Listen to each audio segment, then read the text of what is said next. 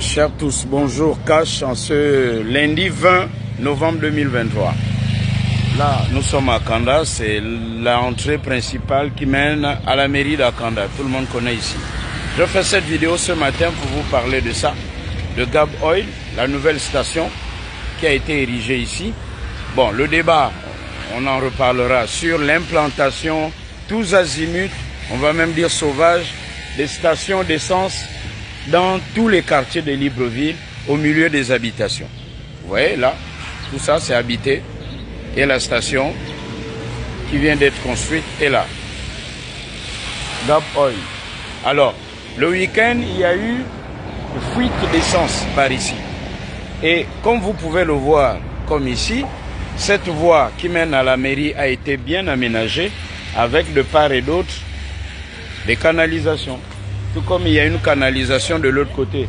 Donc l'essence qui a échappé là-bas, et ça tombe sous le sens, c'est de verser dans la canalisation pour se retrouver plus bas et où il y a évidemment des cours d'eau.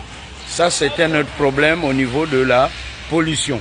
Et même la mairie qui cherche l'argent, les niches d'argent, voici une niche d'argent. Et la question que l'on va se poser là, Cash, qui va sanctionner Gab Oil pour cette pollution? Parce que pollution il y a. Et c'est pour cette raison que cette station, pour l'instant, est fermée. Vous voyez les experts là avec leurs gilets qui font le tour de la station. La question que l'on doit se poser, Cash, et nous attendrons les réponses et les explications non biaisées de Gab Oil. Est-ce que les volupompteurs, donc ce qui permet de tester l'essence, enfin le compteur d'essence, pour parler simplement, est-ce que ça a été étalonné par la Ganor? Est-ce que la Ganor a certifié tout ce qui s'est fait ici? Est-ce que la Direction Générale des Hydrocarbures a testé la pression du carburant ici? Donc, quelle a été la responsabilité au niveau de la mise en place de cette station pour qu'on se retrouve avec de telles erreurs?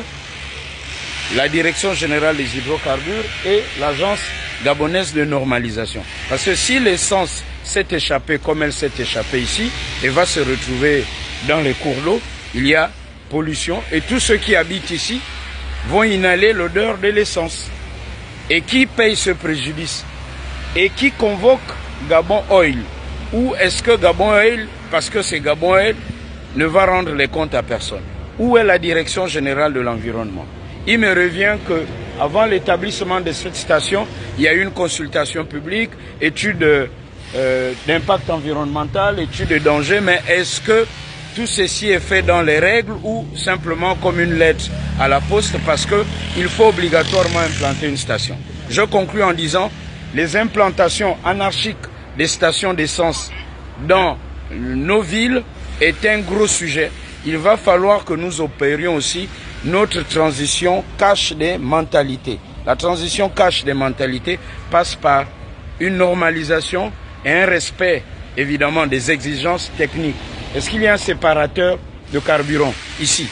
Il est implanté où? Autrement dit, il faut que Gab Oil explique le processus de l'établissement de sa station. L'essence s'est échappée, Dieu merci qu'il n'y avait pas une allumette ou un fumeur à côté, ça aurait pu prendre feu. Cash.